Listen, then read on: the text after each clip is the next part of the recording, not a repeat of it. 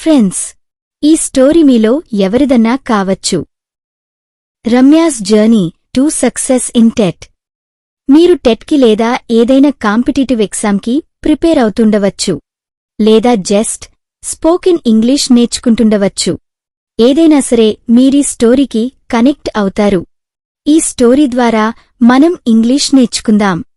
నేనిప్పుడు స్క్రీన్ మీద కనిపిస్తున్న టెక్స్ట్ చదువుతూ మీకు ఇందులో ఉపయోగించిన ఫ్రేజెస్, వొకాబులరీ చెప్తాను.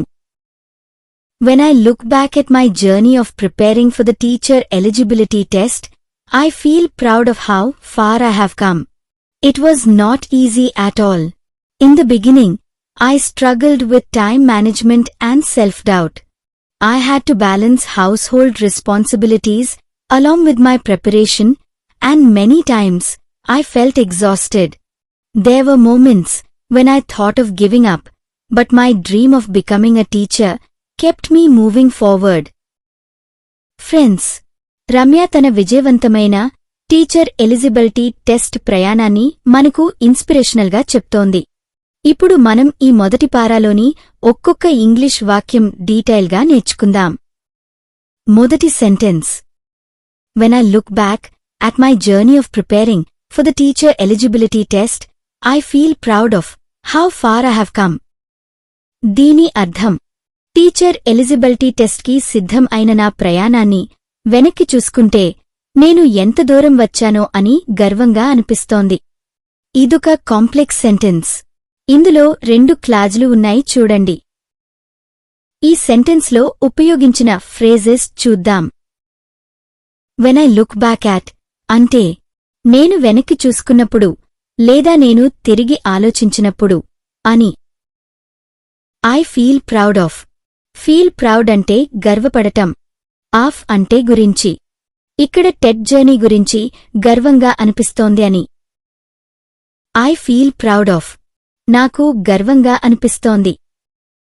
How far I have come అంటే నేను ఎంత దూరం వచ్చానో అని. మన next sentence. It was not easy at all అంటే అదంత సులభంగా ఏమీ లేదు అని. I learned to speak English this year. It was not easy at all. అంటే నేనీ సంవత్సరం ఇంగ్లీష్లో మాట్లాడటం నేర్చుకున్నాను. అదంత సులభంగా ఏమీ రాలేదు అని. తరువాతి sentence. In the beginning, I struggled with time management and self-doubt. అంటే మొదట్లో టైం మేనేజ్మెంట్, ఆత్మవిశ్వాస లోపం వల్ల నేను ఇబ్బంది పడ్డాను లేదా కష్టపడాల్సి వచ్చింది అని. ఇప్పుడు ఈ సెంటెన్స్లో యూస్ చేసిన ఫ్రేజెస్ చూద్దాం. ఇన్ ద బిగినింగ్ అంటే మొదట్లో. స్ట్రగుల్డ్ విత్ అంటే పలానా విషయం వల్ల కష్టపడ్డాను లేదా ఇబ్బంది పడ్డాను అని. టైం మేనేజ్మెంట్ అంటే సమయాన్ని సరిగ్గా వాడటం, సమయ నిర్వహణ. సెల్ఫ్ డౌట్ అంటే ఆత్మవిశ్వాస లోపం, అంటే మనమీద మనకు నమ్మకం లేకపోవడం. ఫ్రెండ్స్, లైఫ్లో లేదా చదువులో ఇబ్బందుల గురించి మాట్లాడేటప్పుడు స్ట్రగుల్డ్ విత్ అనే పదాన్ని ఎలా ఉపయోగించాలో ఈ వాక్యం చూపిస్తోంది. ఫోర్త్ సెంటెన్స్ చూద్దాం. I had to balance household responsibilities along with my preparation, and many times I felt exhausted. దీని అర్థం, నాకు ఇంటి పనులు, చదువు రెండింటినీ బ్యాలెన్స్ చెయ్యాల్సి వచ్చింది, చాలాసార్లు బాగా అలసిపోయాననిపించింది అని. ఇప్పుడు ఈ సెంటెన్స్లో యూస్ చేసిన ఫ్రేజెస్ నేర్చుకుందాం. హ్యాడ్ టు, బ్యాలెన్స్, సమతుల్యం లేదా బ్యాలెన్స్ చెయ్యాల్సి వచ్చింది, సరిసమానంగా అని. హౌస్ హోల్డ్ రెస్పాన్సిబిలిటీస్, ఇంటి పనులు లేదా ఇంటి బాధ్యతలు. అలాంగ్ విత్ మై ప్రిపరేషన్, సంసిద్ధతతో, అంటే ఈ సెంటెన్స్లో నా చదువుతో పాటు అని.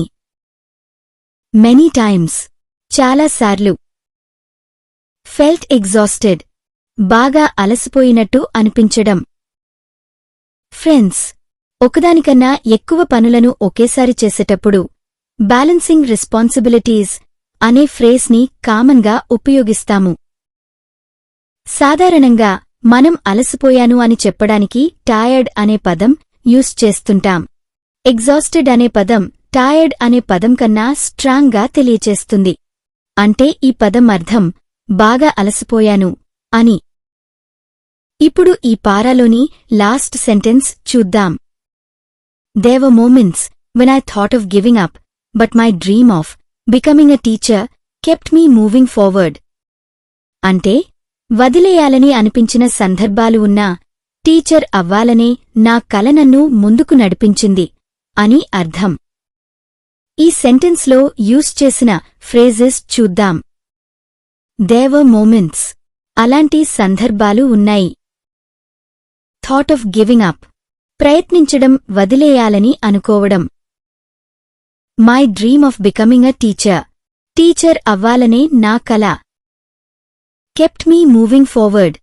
నన్ను ముందుకు నడిపించింది. Friends. Kept me moving forward. అనే ఫ్రేస్ని పట్టుదల మరియు దృఢ సంకల్పాన్ని తెలపటానికి ఉపయోగిస్తారు. ఫ్రెండ్స్, ఈ స్టోరీలో ఇది first part. Second part next వీడియోలో కంటిన్యూ అవుతుంది. ఈ వీడియో నచ్చినట్టయితే ఒక లైక్ ప్రెస్ చేసి మీ ఫ్రెండ్స్కి షేర్ చెయ్యండి.